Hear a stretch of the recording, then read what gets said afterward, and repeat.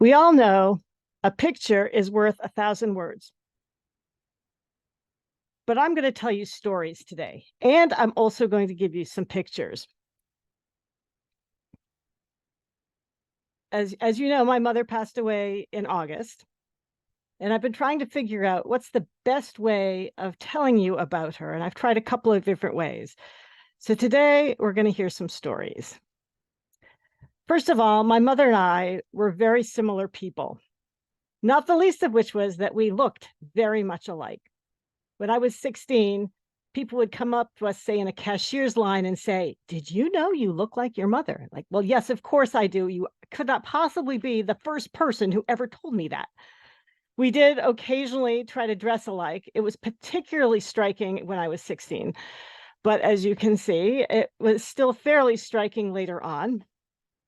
But I don't just look like my mother. In some ways, I sound like my mother. Sometimes it's because I'm saying words that she used to say, and sometimes it's just because our voices were pretty similar. One thing that happened a number of years ago was I was someplace in Bethesda, maybe at the library, getting a book, and someone came up to me and said, "Do you have a daughter named Laura?"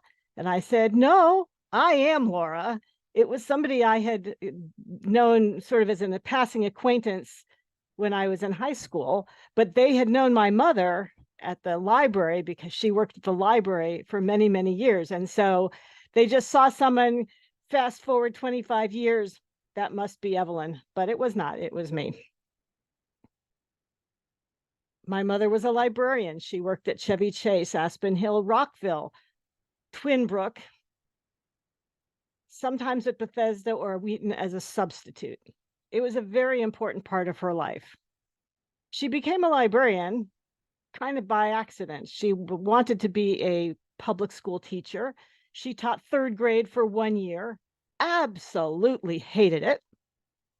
It was not an equimous experience. The kids were, she said they took all the kids in first grade, and then the troublemakers were separated in second grade, and then they got to third grade and they had no choice, but they had to put troublemakers together. Either they were the ones who'd been in first grade or the ones who'd been in second grade, but anyway, she couldn't manage the class.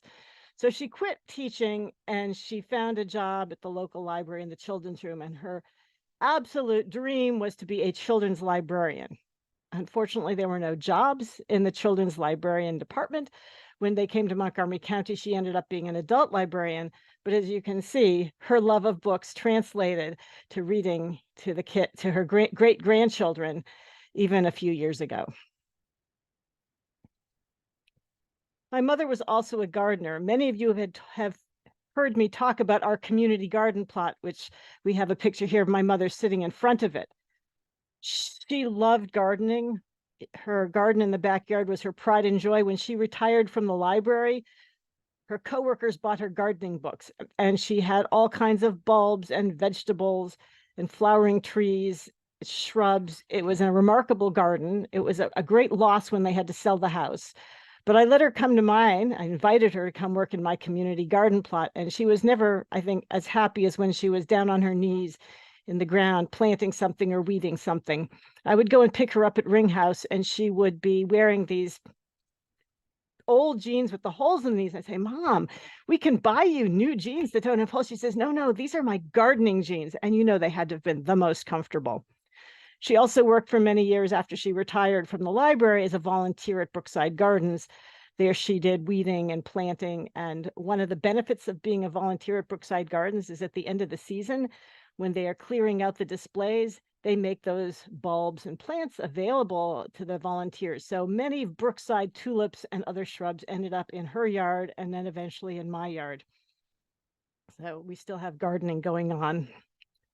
Our first community garden was on the grounds of the Bureau of Standards nuclear reactor.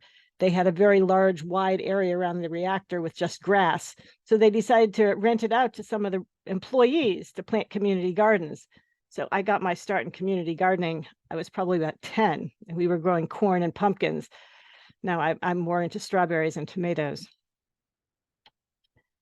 My mother was an artist. My grandmother was an artist also, and my mother never felt that her work was as good as her mother's. Of these 5 pictures, the one in the middle of the top row was done by my grandmother. The other 4 were by my mother, and I think they are just fine. I recognize many of the toys from my childhood because she was taking a course, might have been at Montgomery College or maybe in the public schools had programming for adults. And she would bring in some of the toys from the house as part of the still lifes for the class. So the marionette and the Mexican bird, probably the hat, certainly the teddy bear, those were all ours and memorialized in these beautiful paintings. One thing to call to your attention is the painting in the upper, I'm hoping it's on your left. It's the one with the teapot.